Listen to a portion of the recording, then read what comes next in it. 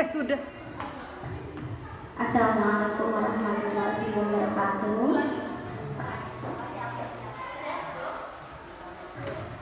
Assalamualaikum warahmatullahi wabarakatuh. Yang terhormat kepada Kepala Sekolah SMA Ainul Hasyim Asy'ari Darul, Bapak Miftahuddin MPD. Yang terhormat Bapak Ahor Al-Rafiq yang akan menyampaikan mengenai diseminasi budaya positif di sekolah, dan yang saya hormati guru-guru SMA Ainul Hasyim Asy'ari Darul. Alhamdulillahirabbil alamin wa bihi nasta'in ala umurid dunya waddin, wa sholatu wassalamu ala asyrofil anbiya'i wal mursalin wa ala alihi wa sahbihi ajmain. Pertama-tama marilah kita panjatkan puji syukur kita kehadirat Allah Subhanahu wa taala yang telah melimpahkan hidayah dan inayah kepada kita semua sehingga kita dapat berkumpul di tempat yang insyaallah penuh barokah ini. Shalawat serta salam semoga tetap tercurah limpahkan kepada Nabi besar Nabi Agung Nabi Muhammad Shallallahu Alaihi Wasallam yang telah membawa kita dari zaman jahiliyah menuju zaman yang terang benderang ini.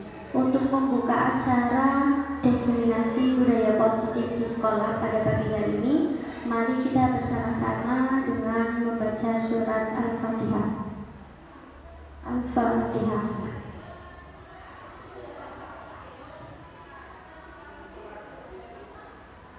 Amin. Semoga acara diseminasi budaya positif di sekolah berjalan dengan lancar. Acara selanjutnya yaitu menyanyikan lagu Indonesia Raya. Kepada hadirin semua diperkenankan untuk berdiri.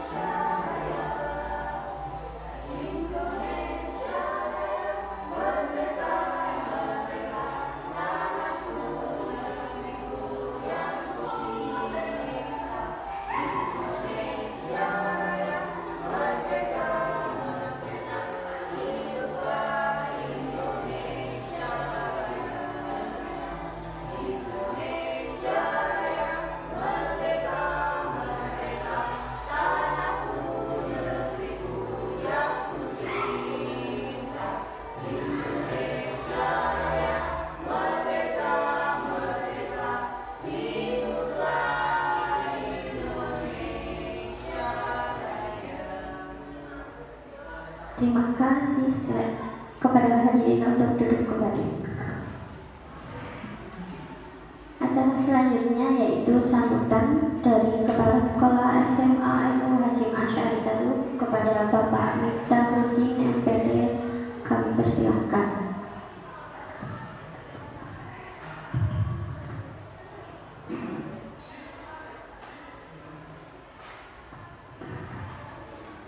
Assalamualaikum warahmatullahi wabarakatuh. Bismillahirrahmanirrahim. Alhamdulillahirabbil alamin wa bihi nasta'in ala umuri dunya waddin. Wassalatu wassalamu ala asrofil anbiya'i wal mursalin wa ala alihi wa sahbihi ajma'in. Amma ba'du. Yang kami hormati calon guru penggerak Bapak Ahor Al-Rafiq MPD, yang kami hormati pembawa acara Ibu Fani yang kami hormati, Bapak Ibu semuanya, peserta kegiatan diseminasi budaya positif di SMA Hasyim Asy'ari. Puji syukur alhamdulillah hari ini kita bisa berkumpul mengikuti kegiatan diseminasi budaya positif di SMA Hasyim Asy'ari yang dimotori oleh Bapak Akhor Arofik, ya, calon guru pemuda angkatan ke-9 Kabupaten Tegal. Patut disyukuri hari ini bisa terlaksana dengan baik. Mudah-mudahan nanti akhir kegiatan ini juga berjalan dengan lancar, Pak. Salawat salam mudah-mudahan senantiasa tersurah kepada junjungan kita Nabi Muhammad SAW. Mudah-mudahan kita bisa meneladani dan terus berusaha meneladani perilaku uswah beliau, dan mudah-mudahan kita mendapatkan syafaatnya. Amin. Bapak Ibu semuanya, para peserta kegiatan diseminasi, bahwa kegiatan hari ini ditujukan untuk kita semuanya, ya. Kami atas nama kepala sekolah mengucapkan support, ya, setinggi-tingginya kepada Pak Akhor selaku calon guru penggerak. Mudah-mudahan dari kegiatan ini muncul hal-hal baru tentang budaya positif di sekolah, baik budaya positif disiplinnya, disiplin berpakaian anak, disiplin keberangkatan siswa, guru, ya, ada muncul motivasi di anak-anak, di guru, ya, banyak lagi yang lainnya. Budaya positif ini bisa terus dikembangkan dari paling utama, ya, budaya disiplin. Untuk itu saya selaku kepala sekolah sangat mensupport, mendukung. Mudah-mudahan teman-teman guru yang lain nanti bisa mengikuti jejak Pak Akhor, kemudian menyerap apa yang nanti dipaparkan Pak Akhor, kemudian bisa nanti diimplementasikan di lingkungan kita, ke anak, ke guru, ya, semuanya yang positif, sehingga nanti terdapat sirkulasi budaya positif. Karena kalau saya lihat budaya positif itu diawali di pagi hari, disiplinnya, cara berpakaiannya, anak-anak bersalaman dengan guru, ya, itu budaya positif, penanaman karakter. Sampai di pintu sekolah itu sudah ada gurunya. Dulu saya waktu di SMP Penawajaya itu jam 7 guru itu sudah di kelas, tidak melihat anaknya kosong, ada anak atau enggak. Pokoknya standarnya guru sudah jam 7 berdiri di pinggir sini, jadi nanti menyambut anak salaman. Nanti anak yang terlambat untuk bisa diberikan bimbingan. Jadi budaya positif itu dulu waktu saya SMP itu, ya, itu memang diterapkan dari puluhan tahun. Nah, itu sampai sekarang masih berjalan seperti ini. Nah, mudah-mudahan dari ini, ya, dari kita ini muncul nanti ide-ide gimana budaya positif anak-anak bisa digerakkan baik di luar sekolah, di dalam kelas, ya, atau di lingkungan secara umum di SMA Hasyim Asy'ari. Untuk itu, dengan mengucapkan Bismillahirrahmanirrahim, kegiatan diseminasi budaya positif oleh anak disampaikan oleh Bapak Akhor Arofik, calon guru penggerak angkatan 9 Kabupaten Tegal, resmi saya buka. terima kasih. Assalamualaikum warahmatullahi wabarakatuh. Assalamualaikum wabarakatuh. Terima kasih untuk sambutan motivasi untuk kita semua dari Bapak Kepala Sekolah SMA NU Hasyim Asy'ari Daru. Selanjutnya yaitu penutup. Saya selaku pembawa acara mohon maaf apabila ada kesalahan kata. Untuk acara selanjutnya akan disampaikan oleh Bapak Ahmad Arifik, calon guru penggerak angkatan 9 mengenai diseminasi budaya positif. Cukup sekian dari saya. Wassalamualaikum warahmatullahi wabarakatuh.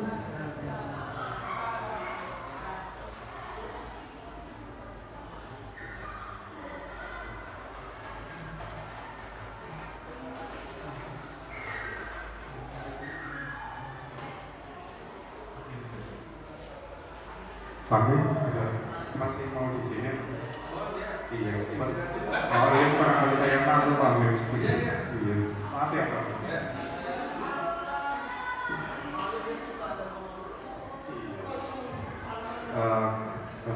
Assalamualaikum warahmatullahi wabarakatuh. Kemarin sudah saya repoti ya, sekarang saya repoti kembali. Sebenarnya saya juga nggak pengen repotin, masih menjadi ke anak daripada guru, karena kan kalau guru kadang kesibukannya masing-masing gitu ya. Tapi nanti jangan khawatir, di sini ada makan. Ya saya sudah berikan tadi walaupun cuma sekedar bakso, nggak apa-apa ya. Di amplopnya nanti besok UTS. UTS juga sekarang UTS. Jadi ini masuk suaranya? Nggak tahu. Masuk. Oke. Ini sudah modul kemarin kan modul ketiga, nah sekarang udah modul keempat. Pembahasannya adalah budaya positif. Jadi kita di sekolah itu harus menanamkan yang namanya budaya positif untuk anak didik kita. Nah sebelum kita masuk ke budaya positif, nah kita harus tahu dulu filosofi dari Ki Hajar Dewantara. Kita sebagai pendidik itu ya memang harus menuntun, membimbing, mengarahkan, mendamping, memberikan dukungan kepada murid kita agar tumbuh sesuai dengan potensi dan kodratnya. Tentunya sudah kita lakukan, apalagi misalnya Bunda sudah lama ngajar di sini, tentunya membimbing siswa, mengarahkan siswa, menuntun siswa dari mulai yang belum bisa menjadi yang bisa. Kayak misalnya ada alumni kita misalnya dari sekolah kita kan ya kadang ada sekolah yang luar biasa ya bentuknya budaya, tapi dengan dituntunnya oleh kita, dibimbingnya oleh kita menjadi murid yang lebih baik untuk ke depannya sesuai dengan potensi dan kodrat. Tentunya kodrat murid itu ada dua, ada kodrat alam sama kodrat zaman. Kodrat alam ini kan bentuknya, alam ini kan di dalamnya macam-macam ya. Kayak misalnya tanaman ada mangga, ada jeruk, ada pisang dan lain-lain. Pisang pun juga nanti beragam ya. Ada pisang kepok, ada pisang raja, ada pisang uli, ada pisang emas dan lain-lain. Begitupun juga dengan mangga, ada mangga harum manis, mangga wirasangka, mangga tali jiwo, mangga apel dan lain-lain. Begitupun juga siswa yang kita ajarkan di SMA tentunya punya karakter yang berbeda. Makanya namanya kodrat alam. Alam itu berbeda, pasti berbeda pula di dalamnya. Dan kodrat zaman tentunya sebagai guru kita harus mengikuti yang namanya perkembangan zaman. Misalnya kalau zaman dahulu kita kan cuma mengajarnya pakai manual. Nah sekarang bisa pakai LCD, bisa pakai proyektor, bisa pakai laptop dan lain-lain untuk mencapai kebahagiaan dan keselamatan hidup siswa. Tentunya yang kita kenal dengan trilogi dari Bapak Ki Hajar Dewantara, Inyaso Suntolodo, Inmadia Manukarsa, Tuturi Handayani. Sebenarnya saya pun juga agak lupa, barangkali Bapak Ibu guru juga lupa, kita saling mengingatkan ya. Ingarso Santulodo itu sebagai contoh teladan. Tentunya kita sebagai guru kan mempunyai kan kita memberi contoh teladan yang baik kepada siswa, gitu ya. Terus Imadia Manungkarsa menciptakan, merancang terciptanya ide atau gagasan.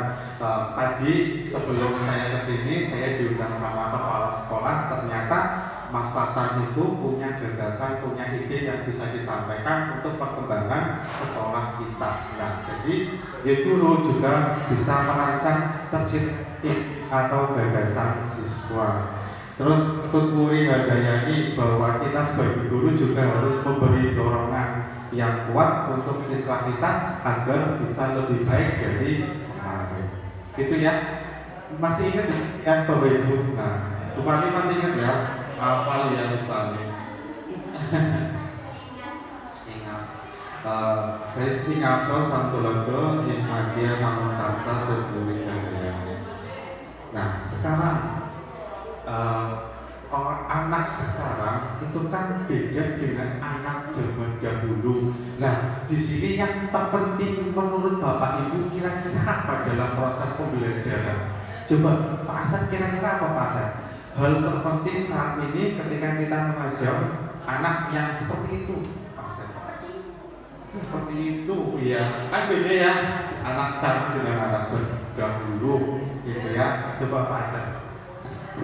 Yang terpenting bagi Pak Asep. Kalau menurut saya kan kita harus mempelajari kelas ya, karena setiap orang berbeda. Dan kemudian menurut saya dalam belajar yang terpenting itu harus apa ya, harus harus yang terpenting harus menyenangkan. Menyenangkan ya, karena yang namanya siswa kalau selalu materi itu kan harus ada inovasi seperti itu.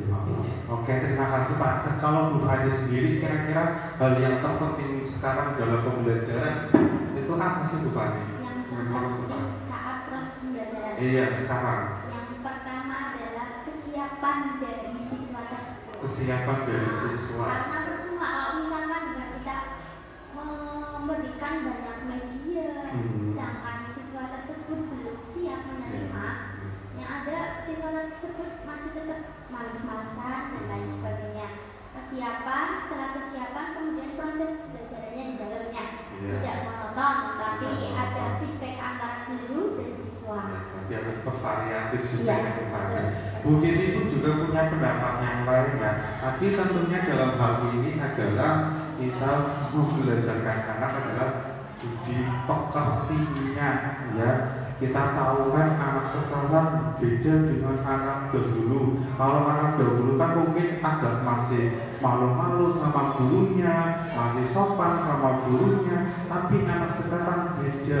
Makanya yang harus ditanamkan bukan cuma kognitifnya di dalam kelas, tapi juga sikap budi pekertinya yang harus kita tanamkan kepada siswa. Apa sih itu budi pekerti? Hasil dari persatunya gerak pikiran, perasaan, kehendak sehingga muncul yang namanya tenaga. Perpaduan pendidikan hendaknya menghasilkan hendaknya mampu memahami kodrat murid sebagai individu yang sadar, mampu memikirkan, memahami, merasakan, berempati. Nah, bukan cuma memikirkan dalam arti yang di kelas ya, tapi juga harus berempati kepada siswa yang lain, harus berkehendak, harus bertindak, harus menghormati kepada gurunya dan lain-lain. Itu yang harus kita tanamkan budi pekertinya sehingga memunculkan karakter kepada anak yang baik. Ya. Selanjutnya budaya positif. Sebagai seorang guru hendaknya mampu menciptakan budaya positif baik di dalam kelas maupun di sekolahnya. Sama seperti tadi Pak yang katakan bahwa guru itu harus pagi-pagi di depan kelas menyambut siswanya, bersalaman, senyum, salam sapa dan lain-lain. Nah, dalam menciptakan budaya positif dapat menerapkan beberapa konsep seperti disiplin, motivasi perilaku, hukuman dan penghargaan, 5 kebutuhan dasar, posisi kontrol, keyakinan kelas, segitiga restitusi dan lain-lain. Ini nanti yang saya tanyakan, hukuman sama penghargaan. Nah, di slide berikutnya, apakah Bapak Ibu semuanya setuju dengan pernyataan ini? Yang pertama, mendisiplinkan anak dengan hukuman, anak harus dipaksa dulu agar nantinya biasa.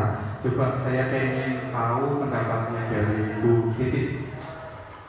Kira-kira pendapatnya Bu Titi, mendisiplinkan anak harus dipaksa dulu? Mendisiplinkan anak dengan hukuman harus dipaksa dulu. Tapi lewat hukuman. Kalau saya sih tidak setuju. Banyak cara untuk mendisiplinkan anak, tidak harus dengan cara menghukum. Salah satunya dari kita sendiri dulu memberikan contoh. Iya. Memang berat. Pertama kali memang berat. Tapi dari kita dulu, kalau terbiasa kita sendiri memberikan disiplin ke anak, otomatis anak akan mengikuti. Kalau memang benar-benar anak tidak disiplin juga, masih banyak cara lain dengan tidak cara menghukum. Contohnya, kita kan pelajarannya apa? Ya, hukumannya yang kira-kira bermanfaat untuk dia juga. Tapi hukuman itu berhubungan dengan pelajaran. Gitu. Insya Allah nanti gak akan terulang lagi. Jadi kalau dipaksa bisa ya, tapi kalau dengan hukuman, yang ada, apalagi zaman sekarang anak lebih condong berontak, beda dengan anak zaman dulu. Oke, terima kasih Bu Titi.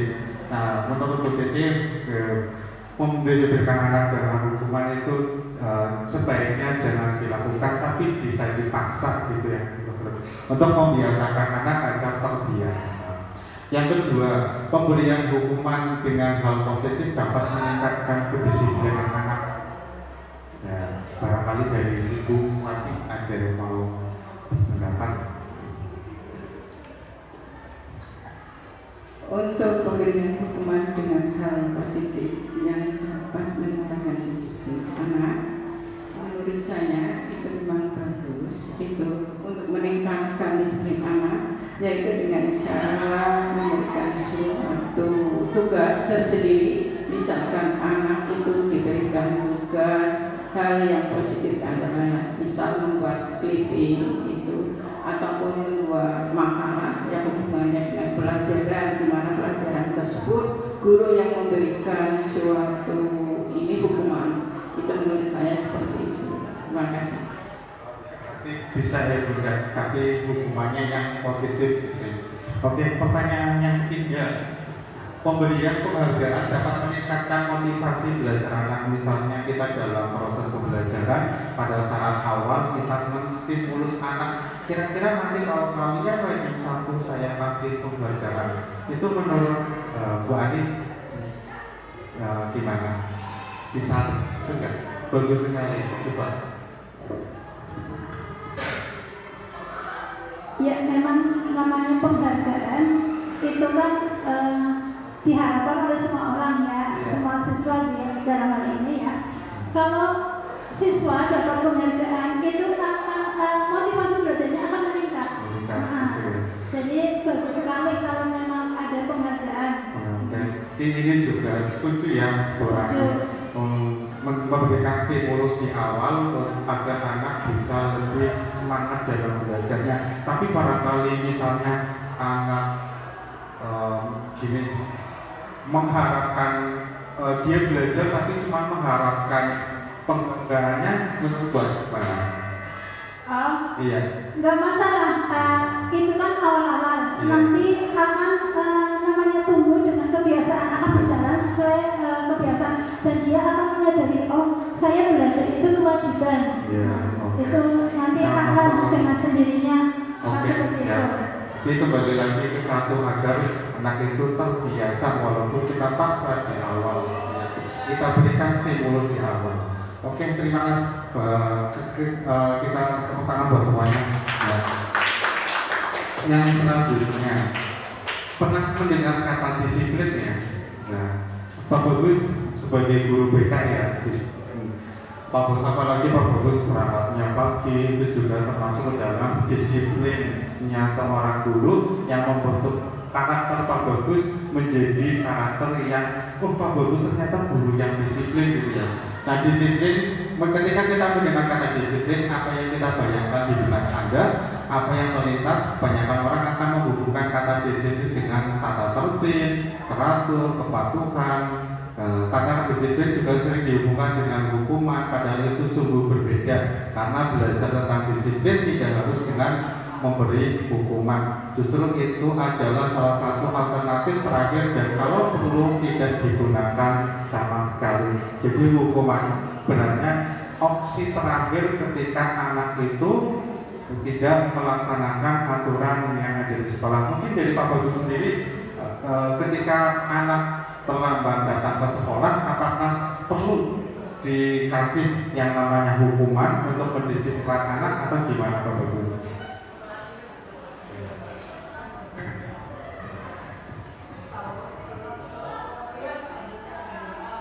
Ya, untuk mendisiplinkan anak kita perlu ada hukuman ya yang sudah tadi Bapak Ibu jabarkan, yaitu hukuman yang positif Pak.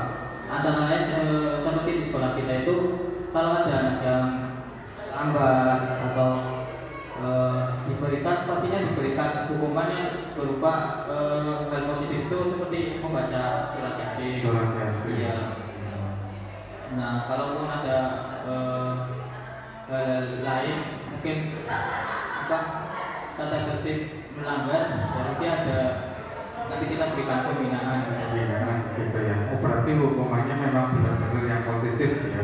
Atau misalnya ditambahkan Pak Bagus hukumannya untuk sholat duha gitu kan. Nanti selain untuk membaca ditambahkan sholat duha, itu juga hukuman yang positif bagi anak. Jadi yang anak juga terbiasa dalam sholat duha. Ya, gitu ya.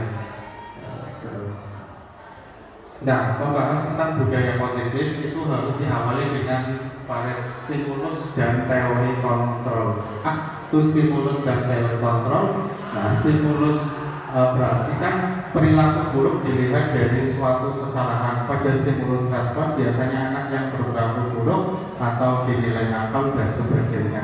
Kadang kita sebagai guru mikir anak yang terlambat pasti anak yang kurang disiplin atau bangunnya telat. Tapi kita lihat dulu teori kontrolnya dengan cara apa? Dengan cara pasti anak terlambat itu punya kayak semacam tujuan ya. Kenapa sih dia bisa terlambat ke sekolah? Jadi kita jangan menjustis anak ketika dia terlambat berarti anak yang tidak disiplin. Nah, kita harus cari dulu salah satu kan menanyakan terlebih dahulu atau observasi terlebih dahulu. Barangkali anak tersebut membantu orang tuanya berjualan dulu di pasar atau mengantar adiknya ke sekolah, gitu ya. Pak Bagus. Disiplin positif merupakan upaya untuk mendisiplinkan perilaku murid dengan menumbuhkan motivasi internal dalam tanggung jawab dan kesadaran nilai. Tujuannya adalah membentuk murid yang lebih berkarakter, berdisiplin, santun, jujur, peduli, dan bertanggung jawab. Lanjut nilainya. Nah, nilai universal ini guru harus menjadi contoh yang baik sehingga murid memiliki kesadaran diri akan mengikuti apa yang dilakukan guru. Kebijakan universal ada di dalam profil pelajar Pancasila. Pada ingat profil pelajar Pancasila itu apa saja? Dimensinya: mandiri, gotong royong, kreatif, berakal kritis, kebinekaan global. Satunya yang paling utama, takwa kepada Tuhan Yang Maha Esa. Nah, sebenarnya sudah ditambahkan saya di sini barangkali dari Bapak Ibu guru yang ingin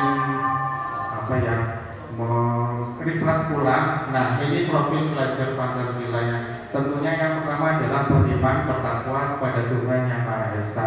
Sudah kita lakukan pada P5 kemarin sudah. Karena apa? Sebelum kita lakukan P5 kan ada yang namanya istighfar terlebih dahulu. Perhatikan ini hubungannya dengan Tuhan Yang Maha Esa. Berakhlak mulia tentunya dengan harapkan kita doakan oleh Pak Kasnari agar anak itu menjadi anak yang mulia. mandiri juga, bernalar kritis, bergotong royong. Yang kemarin kita buat poster itu kan tentunya anak berkelompok, nah pastinya bergotong royong sama kreatifnya anak membuat poster itu seperti apa. Oh iya, tadi saya ditanya sama Bu Umi, kan kemarin buat poster ya, itu mau dikasih pembagian ya? Mau dikasih ya, berarti nanti kita umumkan hari Jumat, pas Jumat apa sih hari ini pemilihannya ya, bisa sudah disiapkan bulan depan.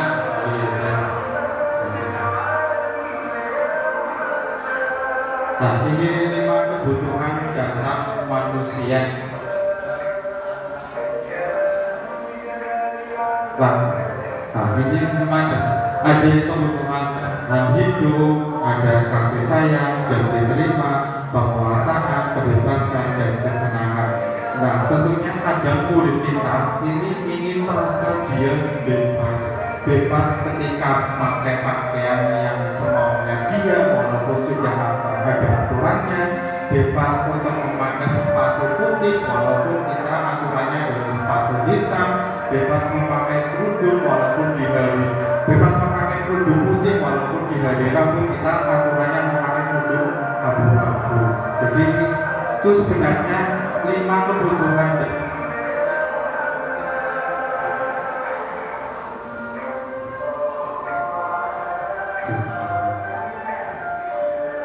Nah, motivasi terbaik bagi diri siswa. Tentunya Bu Fani misalnya ingin menjadi guru punya motivasi. Siswa pun juga sama, ketika dia pengen sekolah di sini itu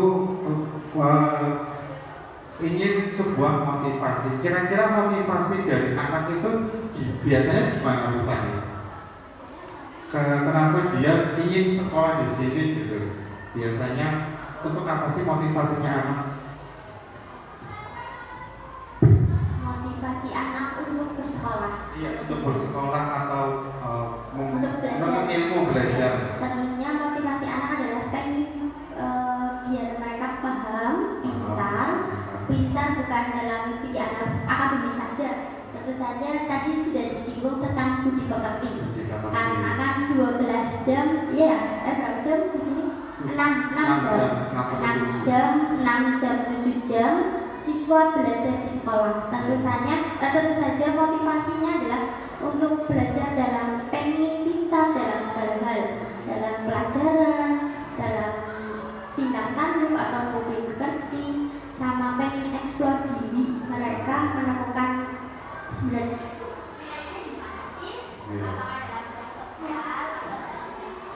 Ya, tentunya motivasi setiap anak berbeda-beda ya. Nah, kita pun guru sama punya motivasi yang berbeda-beda. Nah, utamakan adalah menjadi orang yang mereka inginkan dan menghargai dirinya sendiri dengan memiliki nilai-nilai yang mereka percayai. Nah, guru hendaknya menghindari pemberian hukuman dan reward yang berlebihan dalam memotivasi murid guna meminimalisir motivasi eksternalnya. Jadi memang hukuman itu adalah opsi terakhir ya, tapi jangan berlebihan. Terus ini ada yang namanya keyakinan kelas. Jadi kalau di sini kan namanya aturan ya, aturan sekolah. Nah, di sisi lain di CDB itu ada yang namanya keyakinan kelas. Bapak Ibu guru mungkin wali kelas bisa membuat aturan kelasnya masing-masing. Misalnya kita bagi selembaran kertas. Kita bagi selembaran kertas pada anak, lalu Bapak Ibu guru menyiapkan kertas buffalo mungkin ya yang besar. Nanti anak menulis, dibimbing sama wali kelas, anak menulis keyakinan yang akan kita terapkan di dalam kelas. Misalnya jangan makan di dalam kelas. Anak tulis di situ lalu ditempel biar anak merasa ingat bahwa kita di dalam kelas pada saat pelajaran tidak boleh makan. Kita di saat dalam pelajaran tidak boleh minum atau ngobrol sendiri. Seperti yang kemarin saya lakukan Bu Titi. Nah, jangan mengobrol di kelas, harus menghormati guru dan lain-lain. Itu namanya keyakinan kelas sama dengan aturan kelas sebenarnya sama, cuma tingkatannya lebih tinggi lagi. Kalau kontrak kelas, kontrak belajar sama sebenarnya, ya. Cuma ini beda istilah saja. Yang reward berlebihan, misalnya kita memberi anak itu dalam jumlah yang besar, ya. Kadonya HP mungkin, ya, atau bikin iri sama teman yang lain atau sama kelas yang lain. Loh, paling kelas itu aja ngasih HP, masa saya enggak? Nah itu nanti akan menimbulkan kecemburuan sosial bagi siswa kelas lainnya. Ya. Atau misalnya Bunda pernah ngasih anak reward? Iya. Kenaikan kelas.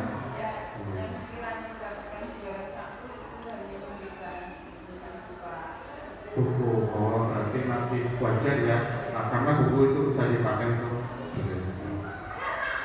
Nah ini 5 positif kontrol bagi seorang guru. Ada penghukum, kita pernah menghukum anak. Saya pun juga pernah sebenarnya. Pak, saya pernah menghukum anak. Pernah membuat merasa bersalah, kita sebagai teman, kita sebagai pemantau, dan kita sebagai manajer. Nanti kita bahas satu-satu. Sebagai penghukum, guru penghukum sering menggunakan hukuman fisik maupun verbal. Berarti kata-kata ya. Guru yang menjalankan posisi hukum senantiasa mengatakan bahwa sekolah merupakan sistem atau alat yang dapat menekan murid lebih dalam. Contohnya, hei kamu tahu nggak aturan sekolah ini? Atau awas kalau kamu melanggar aturan ini. Nah itu juga sebagai penghukum. Kamu selalu salah saja salah. Nah ketika anak misalnya sudah terbiasa salah, kita kan kadang mengeluarkan kata-kata yang kasar sebenarnya ya. Nah itu juga sebagai penghukum. Terus yang kedua, pembuat merasa bersalah. Anak kan kalau sudah salah biasanya kan cenderung diam atau apa ya. Nah, kita menambahkan dengan kata-kata, Bapak sama saya sangat kecewa sekali dengan kamu karena kamu sudah melakukan hukuman. Nah itu maksud dari pembuat merasa bersalah. Sudah bersalah, dibuat lagi merasa bersalahnya. Kata-kata yang lainnya, gimana coba kalau orang tua kamu tahu kamu berbuat salah seperti ini. Ini contoh-contoh dari pembuat merasa bersalah. Yang ketiga, teman. Contohnya, ya sudah kali ini tidak apa-apa, nanti Bapak bantu bereskan ya. Kadang kita ya sebagai guru butuh yang namanya anak untuk melakukan kegiatan yang kayak kemarin. Kita juga minta bantuan sama anak. Nah itu juga sebagai posisi kontrol, yaitu teman. Yang selanjutnya, pemantau. Contohnya, apa yang kamu lakukan, apa yang telah kamu lakukan, peraturannya apa. Dan ini sebagai pemantau, kita sebagai guru juga kadang memantau anak untuk mematuhi aturan sekolah. Nah, kata-katanya apa yang telah kamu lakukan, peraturan apa yang kamu yakini, dan lain-lain. Nah, sebagai manajer, contohnya adalah apa yang kita yakini. Jika kamu meyakininya, apakah kamu bersedia memperbaikinya? Nah dari kelima posisi kontrol tadi, coba sebutkan tadi, masih ingat ya? Menghukum, membuat merasa bersalah, teman, manajer, satu-satunya pemantau. Nah dari kelimanya itu kira-kira kita memposisikannya sebagai apa? Sebaiknya. Iya, dari kelimanya itu sebaiknya kita memposisikannya sebagai lihat sikonnya. Gimana maksudnya Bu Ani lihat sikon?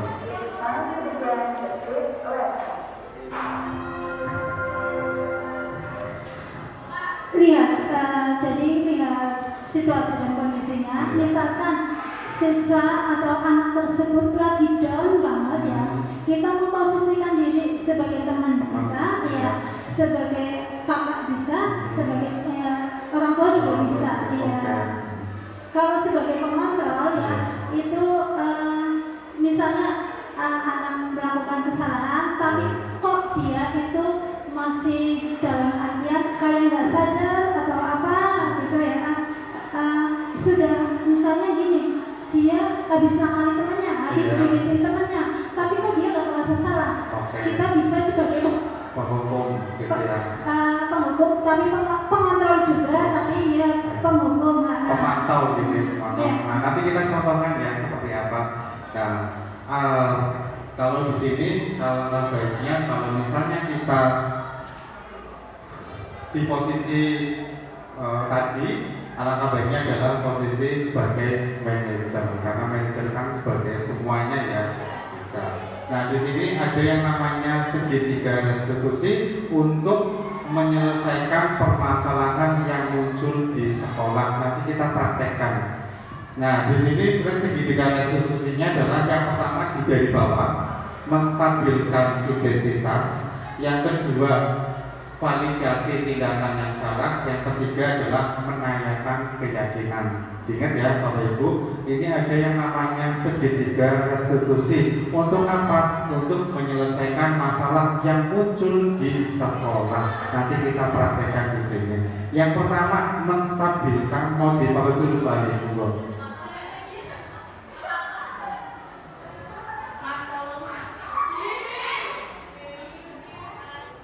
Sudah balik? Ingat ya, menstabilkan identitas, validasi tindakan masalah, menanyakan keyakinan. Yang pertama, menstabilkan identitas. Kadang anak yang merasa bersalah itu otaknya kan lagi gak rasional ya, otaknya lagi bermasalah gitu ya. Tapi kita sebagai guru itu menstabilkan suasana terlebih dahulu, biar anak itu tidak canggung, biar anak itu ketika dia bercerita, kenapa sih dia lalu merasa untuk bercerita apa yang terjadi. Namanya menstabilkan identitas. Yang kedua, memvalidasi tindakan yang salah. Tentunya kita sebagai guru juga harus tahu dulu, kenapa sih kamu melakukan itu, alasannya apa sih seperti itu. Makanya kronologisnya seperti apa. Namanya memvalidasi, memvalidkan terlebih dahulu tindakan anak. Yang keempat, baru menanyakan keyakinan. Tentunya ketika anak itu bersalah, biar lebih baik lagi, alangkah baiknya apa sih yang akan kamu lakukan ke depan.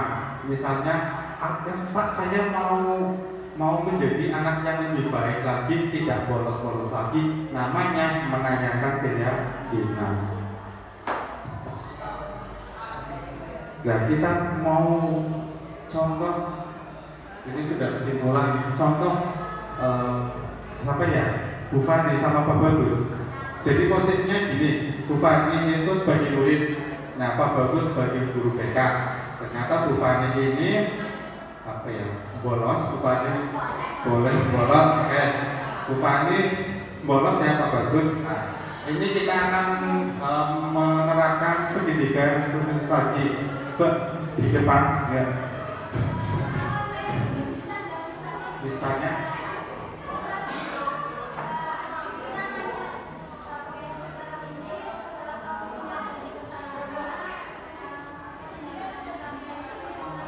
iya, bisa di sini menanyakan keyakinan. Jadi kamu yakin gak dengan keputusan yang kamu ambil? Apakah tadi kan keputusannya akan menjadi lebih baik? Nah, kamu yakin gak dengan itu?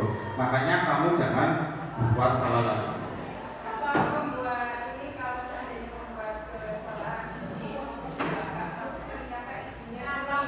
Iya, itu juga bisa masuk ke situ. Itu sebenarnya salah satu contoh Bu, ya contohnya nanti langkah-langkahnya seperti ini. Ini mau dicontohkan yang bolos atau apa Bu? Kayaknya bolos nggak apa-apa. Dari Pak Bagus sebagai guru, Bu Fani sebagai muridnya. Izin ke belakang nanti lama atau menjalani temannya? Menjalani temannya Bu Fani? Boleh.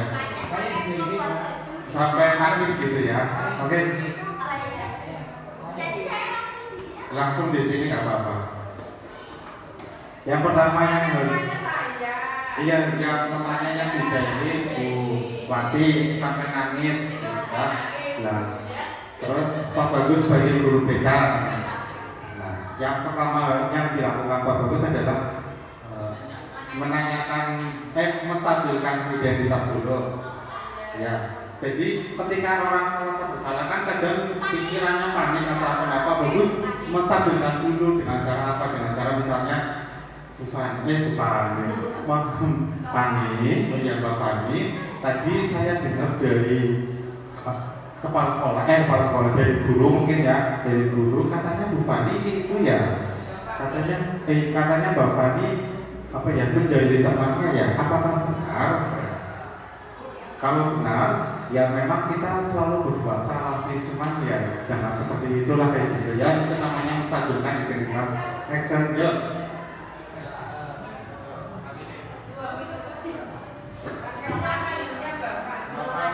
Bapak. Ya, Mbak Fani, tadi saya dengar dari guru maba, katanya Mbak Fani ini menjadi temannya ya.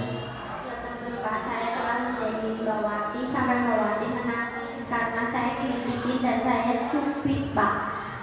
Saya jadinya panik pas tahu Mbawatinya menangis.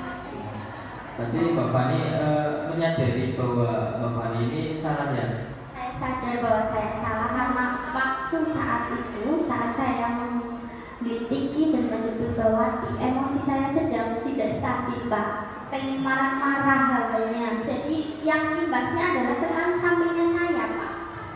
Nah, kebetulan Mbak Fani kan sudah menyadari kesalahannya. Lalu apa perbuatan Mbak Fani ini, apa yang akan diperbaiki lagi untuk kedepannya biar tidak seperti itu lagi? Yang akan saya perbaiki mungkin saya minta maaf dulu ya Pak sama Mbawati karena sudah bikin Mbawati menangis. Mungkin beberapa hari ke depan Mbawati takut ketemu saya karena sudah membuat saya nangis. Selanjutnya yang akan saya lakukan adalah saya kalau misalkan gemes atau jadi ke orang jangan berlebihan, cukup sewajarnya aja, hanya sekedar bercanda guyon begitu saja. Ya, nanti untuk kedepannya Mbak Fani jangan kayak gitu lagi ya, bisa diperbaiki lagi, jangan terlalu emosi lagi sama teman sendiri. Ya Pak, siap, nanti saya perbaiki lagi biar tidak emosian sama teman sendiri. Nanti kalau saya emosian pasti saya nggak punya teman ya Pak habis itu. Ya, segitu saja ya Mbak Fani ya. Ya Pak, Kalau nanti Mbak Fani terima kasih. kelas lagi ya. Ya Pak. Cium siapa? Oh, kan ceritanya sekolah berbasis pesantren. Oke. Kasih tepuk tangan dulu. Itu ya, itu namanya segitiga restitusi. Dan diingat ya Bapak Ibu, ada menstabilkan identitas tadi yang sudah Bu Fani sama Pak Bagus lakukan dengan menstabilkan suasana dulu ya, baru dia menanyakan sebenarnya benar nggak sih yang dilakukan sama Mbak Fani, terus baru menanyakan keyakinan apa yang harus Mbak Fani lakukan untuk kedepannya.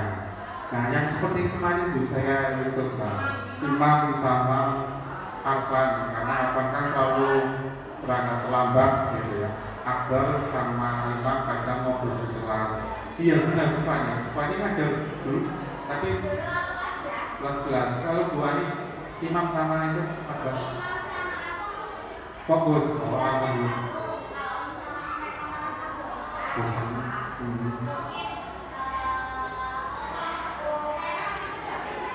Bosan. Fokus ya. Bosan di kelas. Ngobrol. Berarti kalau siswa itu merasa bosan ya. Kemarin memang sudah saya panggil walaupun memang alasannya sama bosan. Ya memang. Iya. Bos. Iya. Iya benar ya. Berarti memang Kadang murid, saya pun juga dulu kadang sebagai murid kadang merasa bosan di kelas. Makanya ketika kita sebagai seorang guru pembelajarannya nggak bervariasi ya memang seperti itu ya.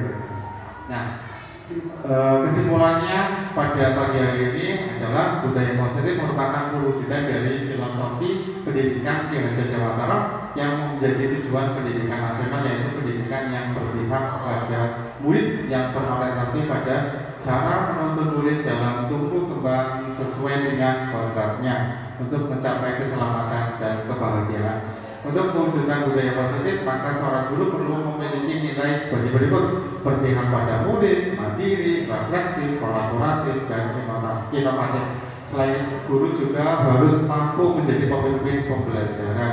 Guru hebat mampu membawa perubahan yang positif bagi kita dari diri sendiri, orang lain maupun sekolahnya. Salah satu perubahan yang sesuai dengan tujuan pendidikan nasional adalah terwujudnya budaya positif di sekolah. Demikianlah terakhir adalah guru hebat adalah guru yang mampu memberikan kebebasan berpikir kepada murid, guru yang dirindukan kehadirannya oleh murid. Walaupun saya pun kadang jarang masuk ya, tapi kadang anak-anak, kenapa nggak masuk? Tapi saya masih dirindukan nih sama muridnya, gitu ya. Apalagi dengan kesibukannya saja, kan kadang saya jarang masuk. Disamper nih, apalagi Pak Indra. Pak Indra ya, kadang selalu disamper sama muridnya, berarti itu menunjukkan kecintaan anak kepada gurunya. Bunda pernah seperti itu? Kalau Bunda masuk terus ya, jadi nggak pernah dirindukan. Oh, udah masuk, jadi nggak pernah dirindukan ya kan Bunda, Bu Ani, Bu Fani, Bu Titi, itu murid-murid guru-guru yang memang cepat gitu, apalagi Pak Asep. Saya yang kadang seperti itu, makanya berarti saya masih dirindukan, alhamdulillah. Kalau guru-guru ini, guru-guru hebat, tidak dirindukan sama harusnya di caranya gimana rupanya? Ditunggu. Oh ya. Jadi kalau berbicara guru yang dirindukan, kalau menurut saya itu yang juara 1 atau peringkat pertama tetap Pak Indra, karena setiap pelajaran olahraga pasti disebut. Iya, itu juara itu Pak Indra ya. Setiap guru pasti dirindukan oleh muridnya. Kalau misalkan datangnya tepat waktu kayak gitu, biasa tepat waktu, terus pada hari ini gurunya nggak masuk Pak, pasti di benak murid itu ada kok misalkan Buati hari ini masuk di 10.1, Buati nggak masuk nih, pasti di benak murid ada rasa kok Buati nggak masuk ya, kenapa? Itu kan sebuah yang dirindukan. Berarti pembelajarannya Buati itu sangat ditunggu oleh murid-muridnya, walaupun tidak disampaikan secara langsung ya. Berarti Bu Wati memang dirindukan untuk nomor sekian kalinya ya Pak Azhar. Tetap nomor 1 itu Pak Indra. Dan selanjutnya guru mampu menciptakan karakter. Tentunya dengan menciptakan karakter itu yang utama adalah pembiasaan terlebih dahulu. Anak ingin memilih karakter religius, dibiasakan untuk membaca surat Yasin atau surat-surat pendek. Anak ingin berinovasi, dibiasakan mengikuti lomba dan lain-lain. Jadi pembiasaan itu akan menimbulkan sebuah karakter. Budi pekerti yang luhur bagi murid. Oke, terima kasih Bapak Ibu. Terakhir, ya, habis ini ya kalau sudah, saya terima kasih sekali sama Bapak Ibu guru yang sudah membantu saya dalam tugas guru penggerak ini.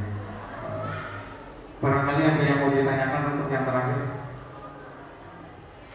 Ya, soalnya sebentar. Istilahnya formal.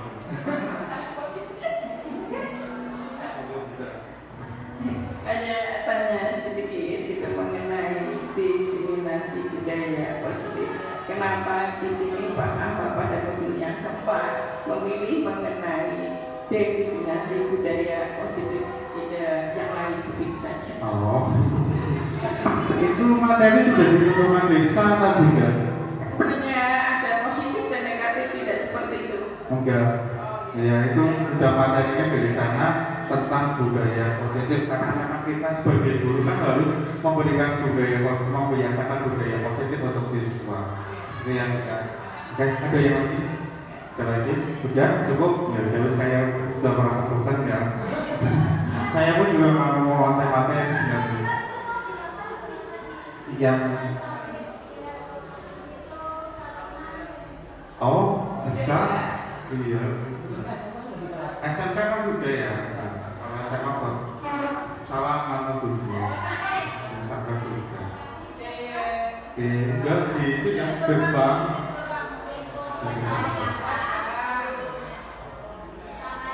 Jadi memang tergantung sama kita juga ya. Boleh sih untuk pembiasaan budaya positif.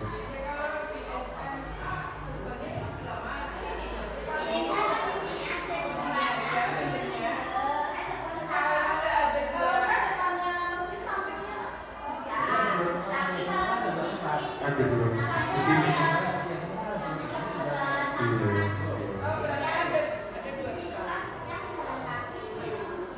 Iya, pakai total.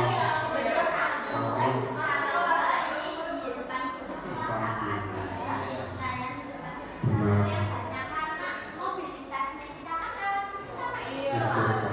Belakang pun juga jarang ya. Iya. Boleh itu Mas. Ini nanti kita bicarakan sama Pak. Kita nanti kumpul kayaknya Pak. Sekali itu bicarakan di sini. Ibu Titi juga katanya. Sudah cukup sekian ya. Terima kasih Bapak Ibu guru. Salam bahagia untuk kita semua. Wabillahi taufiq wal hidayah. Wassalamualaikum warahmatullahi wabarakatuh.